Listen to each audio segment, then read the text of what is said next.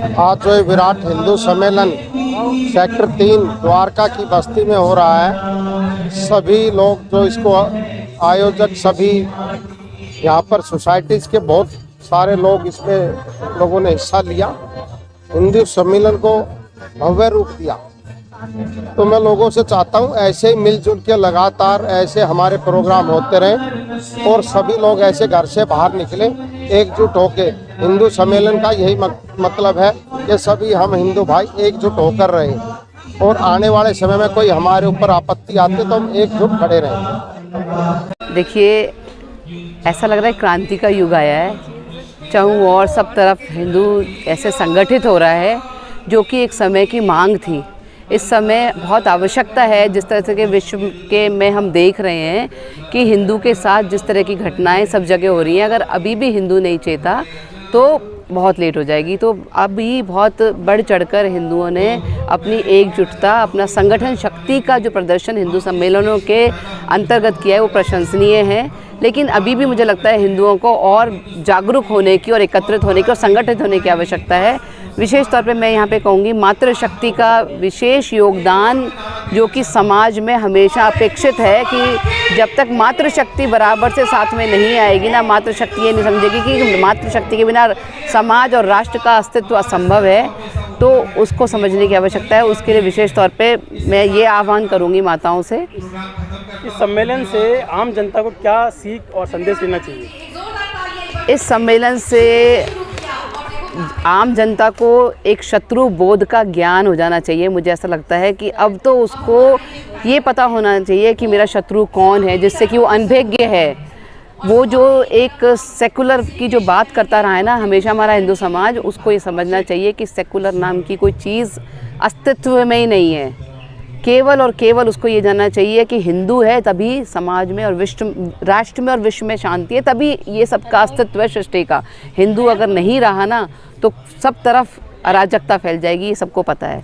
तो मुझे यही अपेक्षा है मेरे हिंदू बंधु भगिनी से, सभी से, कि कृपया करके ये चेतना जागृत करें, ये समझें कि जो आपके खतरा जो इतना निकट आपके आ चुका है, आपके द्वार पर है, कृपया करके उसके प्रति आप सतर्क हो जाइए, संगठित हो जाइए और अपनी सुरक्षा के लिए आप तत्पर हो जाइए कि अब नहीं तो बहुत लेट हो जाएगा। क्योंकि हम सब जगह से अन्य देशों से भी भगाए जा चुके हैं, अपने यहाँ पे अन्य राज्यों से भी भगाए जा चुके हैं। अब हम कहाँ तक भागेंगे ये हमें समझना होगा।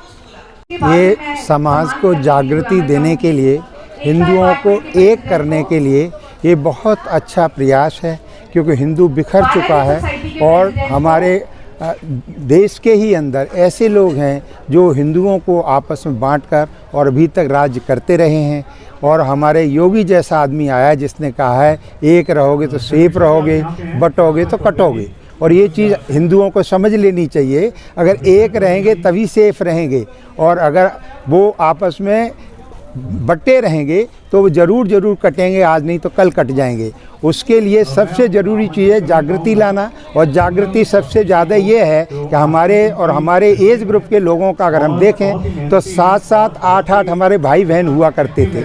आज हमारे बच्चे जो हमारे आगे की संतानें हैं, हम लोग 70 पार कर गए। हमारे परिवार में 23 बहन भाई थे, हम 23 बहन भाई, चाचा ताऊ और बाप के।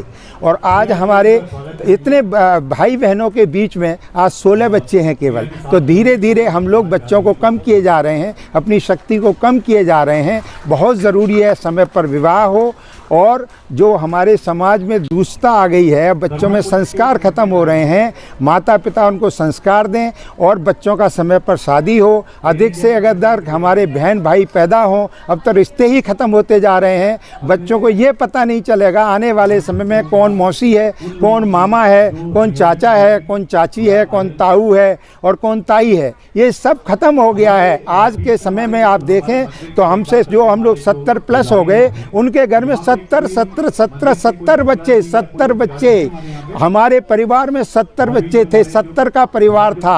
आज के समय जैसे मैंने आपको बताया, हमारे जैसे जितने भी आज बुजुर्ग हैं जो गांव में रहते थे, शक्तिशाली थे, पहलवानी करते थे, कोई इस पर नहीं लगा रहता था, समाज का कार्य करते थे, मिलजुल के हल काम होते थे, हमें किसी को नौकर नहीं रखने की ज़रूरत पड़ती थी। आज हमारे समाज गिरता जा रहा है, हिंदू बंटने से हम लोग कमज़ोर हो रहे हैं। आताताई कभी भी हमको ख़त्म कर सकते हैं। जो बृहद भारत था वो धीरे धीरे संकुचित होता जा रहा है। अब पुनः हमको बृहद भारत बनाना है, अधिक से अधिक संख्या बढ़ानी है, तभी हम बृहद भारत बना सकते हैं। भारत माता की जय। मैं डॉक्टर दिनेश चंद्र उपाध्याय द्वारका विकास मंच का अध्यक्ष हूँ और इस जो प्रोग्राम है इसका भी अध्यक्ष हूँ। सबको धन्यवाद। सभी से यही प्रार्थना करता हूँ कि सब मिल के चलें और हिंदुओं को मजबूत बनाएं। धन्यवाद।